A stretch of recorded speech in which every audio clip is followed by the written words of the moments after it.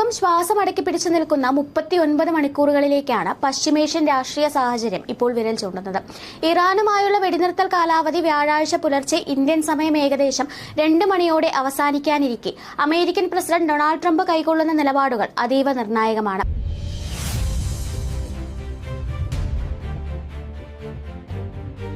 വെടിനിർത്തൽ കാലാവധി നീട്ടുന്ന കാര്യത്തിൽ ട്രംപ് ഇതുവരെ വ്യക്തമായ സൂചനകൾ നൽകിയിട്ടില്ലെങ്കിലും ഇറാന്റെ ഭാഗത്തു നിന്നുള്ള പുതിയ നിർദ്ദേശങ്ങൾ സമർപ്പിക്കപ്പെടുന്നതുവരെ തൽക്കാലം വെടിനിർത്തൽ തുടരുമെന്ന ഏകപക്ഷീയമായ പ്രഖ്യാപനം അമേരിക്കയുടെ ഭാഗത്തു നിന്നുണ്ട്. എന്നാൽ ഇതിനിടയിലും ഹോർമോസ് കടലിടുക്കിലെ നാവിക ഉപരോധം പിൻവലിക്കില്ലെന്ന ട്രംപിന്റെ കർശനമായ നിലപാട് മേഖലയിൽ വലിയ ആശങ്കയാണ് സൃഷ്ടിക്കുന്നത്. നയതന്ത്ര ചർച്ചകളുമായി മുന്നോട്ടു പോകാൻ ഈ വെടിനിർത്തൽ നടപടി ഉപകരിക്കുമെന്ന് മധ്യസ്ഥത വഹിക്കുന്ന പാകിസ്ഥാൻ പ്രധാനമന്ത്രി ഷഹബാസ് ഷരീഫ് പ്രത്യാശ പ്രകടിപ്പിക്കുന്നുണ്ടെങ്കിലും ഇറാന്റെ നിലപാട് ഇതിൽ തികച്ചും വിഭിന്നമാണ്. ഭീഷണിയുടെയും ബലപ്രയോഗത്തിന്റെയും നിഴലിൽ ചർച്ചകൾക്ക് തയ്യാറല്ലെന്നും തങ്ങളുടെ കപ്പലുകൾ വിട്ടു നൽകുകയും ഉപരോധം പിൻവലിക്കുകയും ചെയ്യാതെ കീഴടങ്ങുന്ന പ്രശ്നമില്ലെന്നുമാണ് ഇറാൻ പ്രസിഡന്റും ഇറാന്റെ ജുഡീഷ്യൽ തലവനും വ്യക്തമാക്കുന്നത്. ഏതു നിമിഷവും ഉണ്ടായേക്കാവുന്ന ഒരു യുദ്ധത്തെ നേരിടാൻ സജ്ജമായിരിക്കാൻ സൈനിക മേധാവികൾക്ക് ഇറാൻ ഇതിനോടകം തന്നെ നിർദ്ദേശം നൽകിക്കഴിഞ്ഞു. അതിനിടെ അമേരിക്ക പിടിച്ചെടുത്ത MV ടൌസ്ക എന്ന ഇറാന്റെ ചരക്കു കപ്പലിനെ സംബന്ധിച്ച പുതിയ വിവരങ്ങൾ ആഗോളതലത്തിൽ വലിയ ചർച്ചകൾക്ക് വഴിവിട്ടിരിക്കുകയാണ്. റിപ്പബ്ലിക്കൻ നേതാവ് നിക്കി ഹേലി എക്സിലൂടെ പുറത്തുവിട്ട വിവരങ്ങൾ പ്രകാരം ഈ കപ്പൽ വെറുമൊരു ചരക്ക് വാഹനമല്ല, മറിച്ച് മിസൈൽ നിർമ്മാണത്തിന് ആവശ്യമായ സാമഗ്രികൾ ചൈനയിൽ നിന്നും ഇറാൻ എത്തിച്ചു നൽകുന്ന നിഗൂഢമായൊരു ദൌത്യത്തിന്റെ ഭാഗമായിരുന്നു.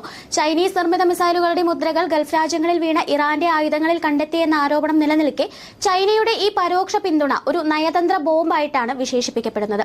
ഈ വിഷയത്തിൽ അമേരിക്കൻ ഭരണകൂടം ഔദ്യോഗികമായി പ്രതികരിച്ചിട്ടില്ലെങ്കിലും JD വാൻസിന്റെ നേതൃത്വത്തിലുള്ള ഒരു അമേരിക്കൻ സംഘം നയതന്ത്ര ചർച്ചകൾക്കായി ഇറാൻ യാത്ര തിരിച്ചിട്ടുണ്ട്. ഹോർമോസ് കടലിടുക്കിനെ ഒരു അന്താരാഷ്ട്ര ജലപാതയായി കാണണമെന്നും അത് എല്ലാവർക്കുമായി തുറന്നുവിടണമെന്നുമുള്ള Chinese president Xi Jinping Saudi കിരീടാവകാശിയുമായി നടത്തിയ സംഭാഷണത്തിൽ ആവശ്യപ്പെട്ടു എന്നത് ചൈനയുടെ സാമ്പത്തിക ആശങ്കകളെയാണ് വെളിപ്പെടുത്തുന്നത്. ഉപരോധം മൂലം ആഗോള എണ്ണ വിപണിയിലുണ്ടായ ആഘാതം കണക്കിലെടുത്ത് സൗദിയും UAEയും ഹോർമൂസിന് പകരമായി പുതിയ പൈപ്പ് ലൈനുകളും കരമാർഗങ്ങളും തേടുന്ന പ്ലാൻ B നടപ്പിലാക്കി വരികയാണ്. ഇറാഖ് സിറിയ അതിർത്തിയിലെ റാബിയ കവാടം തുറന്നത് ഇത്തരമൊരു ബദൽ മാർഗത്തിന്റെ ഭാഗമായാണെന്നാണ് കരുതപ്പെടുന്നത്. മറ്റൊരു വശത്ത് ഇസ്രായേലും ലബനനും തമ്മിലുള്ള സമാധാന ചർച്ചകൾ വ്യാഴാഴ്ച വാഷിംഗ്ടണിൽ നടക്കാനിരിക്കെ തെക്കൻ ലബനനിൽ ആക്രമണങ്ങൾ ഇപ്പോഴും തുടരുകയാണ്. ഹിസ്ബുള്ള ചീഫിനെ വധിക്കുമെന്ന് ഇസ്രായേൽ പ്രതിരോധ മന്ത്രാലയം ഭീഷണി മുഴക്കുന്നത് ചർച്ചകളുടെ അന്തരീക്ഷത്തെ കൂടുതൽ വഷളാക്കുന്നുണ്ട്.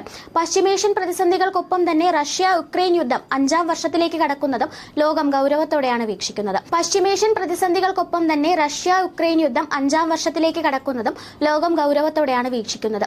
3 മാസത്തിനുള്ളിൽ ഉക്രൈനെ കീഴടക്കുമെന്ന് പ്രഖ്യാപിച്ച വ്ളാഡിമിർ പുടിൻ ഇപ്പോൾ വലിയ സാമ്പത്തിക തകർച്ചയും സൈനിക നഷ്ടങ്ങളും നേരിട്ട് യുദ്ധത്തിൽ കുടുങ്ങിക്കിടക്കുകയാണ്. പ്രതിദിനം 8000 കോടി രൂപ യുദ്ധത്തിനായി ചെലവഴിക്കേണ്ടി വരുന്നതും ലക്ഷക്കണക്കിന് സൈനികർ കൊല്ലപ്പെട്ടതും റഷ്യയുടെ ആഭ്യന്തര സ്ഥിതി അതീവ ഗുരുതരമാക്കിയിരിക്കുകയാണ്. ട്രംപിനെ പോലെ തന്നെ ഒരു യുദ്ധം അവസാനിപ്പിക്കാനോ തുടരാനോ കഴിയാത്ത പ്രതിസന്ധിയിലാണ് പുടിനും ഇപ്പോൾ. വെടിനിർത്തൽ കാലാവധി അവസാനിക്കാൻ മണിക്കൂറുകൾ മാത്രം ശേഷിക്കെ JD വാൻസിന്റെ ഇറാൻ സന്ദർശനം ഒരു യുദ്ധം ഒഴിവാക്കുമോ അതോ മേഖല വീണ്ടും ഒരു യുദ്ധത്തിലേക്ക് കൂപ്പുകുത്തുമോ എന്നത് വരും മണിക്കൂറുകൾ വ്യക്തമാക്കും. News desk India mirror.